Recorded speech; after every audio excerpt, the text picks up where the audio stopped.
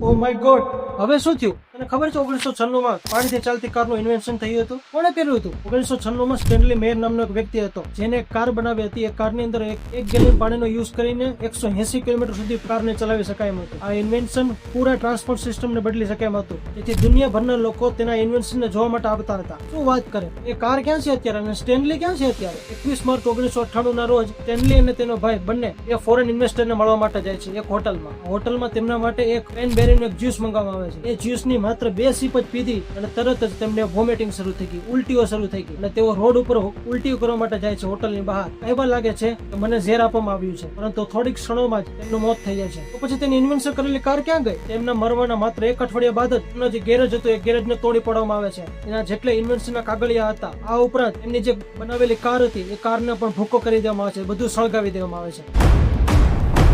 અને બીજી આશ્ચર્યજનક વાત એ હતી કે તેમના મોતના કેસને પણ એક કુદરતી મૃત્યુ ગણાવીને કેસ ક્લોઝ કરી દેવામાં આવે છે. This is really so much bad. Fuel અને ઓઇલથી ચાલતી જેટલી પણ કંપનીઓ છે એ ક્યારે પણ બાયોફ્યુલની ટ્રાન્સપોર્ટ સિસ્ટમને ક્યારે લાગુ પડવા જ નહીં દેશે. એનાથી તેની કંપનીઓને કરોડો રૂપિયાનું નુકસાન થવાનું હોય ને. આવા તો કેટલાક સ્ટેનલીએ પોતાનો જીવદાન આપી દીધું હશે.